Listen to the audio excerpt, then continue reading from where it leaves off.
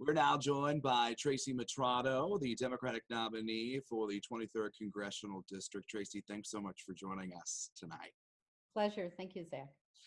Uh, we've been dealing over the last few days, we're hearing a lot about schools, and now federal, state, and local officials are coming out and pushing schools to reopen. The governor making some comments on that today.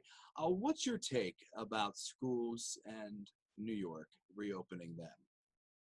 Well, we have to get politics out of the matter because it's such an important and critical matter.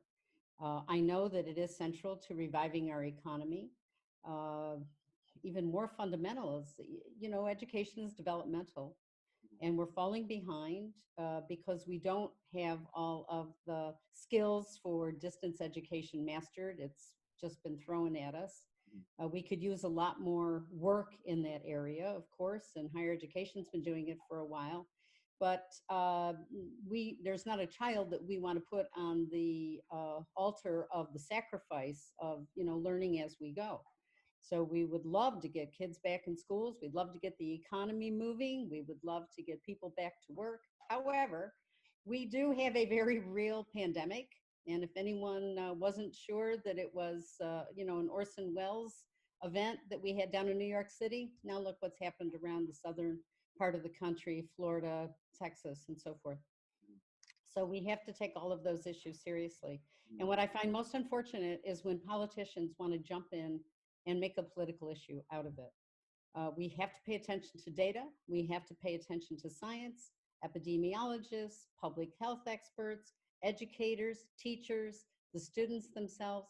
We need evidence-based approach, and we need to think of it developmentally. What happens for a kindergartner can be very different than what happens for a high schooler. I don't know of a kindergarten teacher that doesn't sit down on the floor with their kids to read a book or comfort a little one or play with something.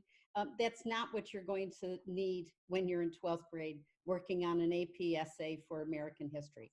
Yeah. So we need options, and instead we have politics.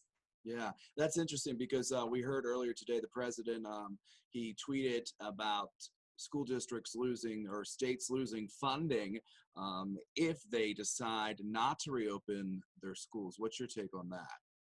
It's wrong.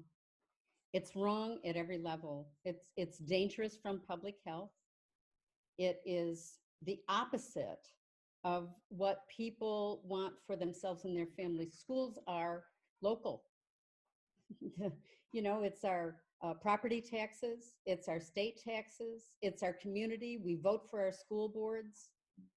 Education should not be dictated from Washington, and most certainly not as a threat from a president who has failed utterly to address this pandemic. Mhm. Any other comments that you have concerning schools reopening here in New York? Well, I'm running for U.S. Congress in this district, and I think it's important for people to see that Tom Reed, Tom O'Mara, Mr. Palisano, they just get up and they parrot what President Trump says. And I just invite people to think about their fundamental values as Americans, as people who live in New York State, and as people who believe that their education should be dictated by local municipality, school boards, and local factors. I mean, what's going to be good for New York City might not be good for Bolivar in Allegheny County, or Chemung over in Chemung County, or Elmira, or Corning, or, here's a map of the district. Name your place.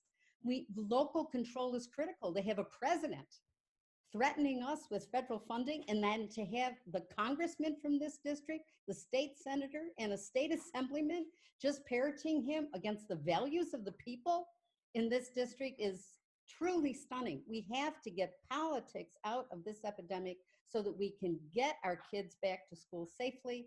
We can have the teachers, the staff, the bus drivers, and everyone else feel good about it. We need options. We need it developmentally segmented. And we need to get trust back into government so that we can get back on a proper course and get our country back in shape. I don't know how more deeply to say it. All right, on that note, we appreciate your comments. And of course, thank you so much for joining us tonight. Thank you, Zach.